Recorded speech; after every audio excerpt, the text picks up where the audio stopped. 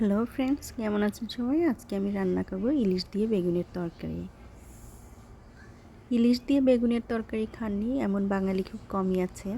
শীতের দিনে ইলিশ, বেগুন আর ধনিয়া পাতা দারুণ জমে। তো এর জন্য আমি কিছু ইলিশ মাছ পরিষ্কার করে ধুয়ে নিয়েছি। এরপর এতে দিয়ে দেব হলুদ গুঁড়া, মরিচের গুঁড়া আর লবণ। সব কিছু একসাথে দিয়ে ভালো মতো মাখিয়ে নেব।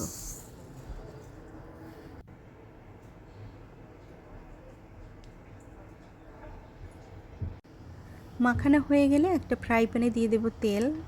তেলটা আমি গরম করে নেব।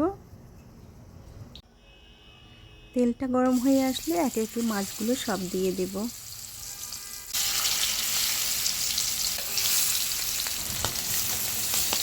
কয়েক মিনিট এভাবে মাছটাকে ভেজে নিয়ে উল্টে দেব।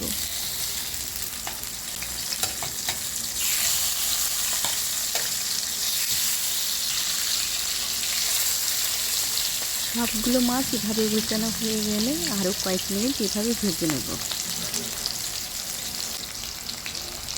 এ পাশটাও ভাজা হয়ে গেছে, এবার মাছগুলো নামিয়ে নেব।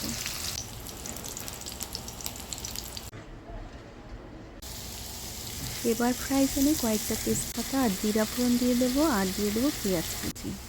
পেঁয়াজটা একটু ভালো মতো ভেজে নেব। এরপর দিয়ে দেবো বেগুন দিয়ে সব কিছু আবার ভালো মতো নাড়িয়ে নেব। একটু নাড়াচাড়া করে দিয়ে দেবো পরিমাণ মতো জল। এবার একটি ঢাকনা দিয়ে দেব কিছু সময়ের জন্য। কিছু সময় পরে ঢাকনাটা উঠিয়ে দিয়ে দেব মাছ, আর দিয়ে দেবো কয়েকটা কাঁচামরিচ। এবার আবারও ঢাকনা দিয়ে রেখে দেব কিছু সময়ের জন্য। কয়েক মিনিট পরে ঢাকনাটা উঠিয়ে নেব। দিয়ে দিলাম কিছু ভাজা জিরার গুঁড়া, আর দিয়ে দেবো কিছু ধনিয়া পাতা কুচি। ঝোলটাও ঘন হয়ে এসেছে আর তরকারির কালারটাও চেঞ্জ হয়ে এসেছে।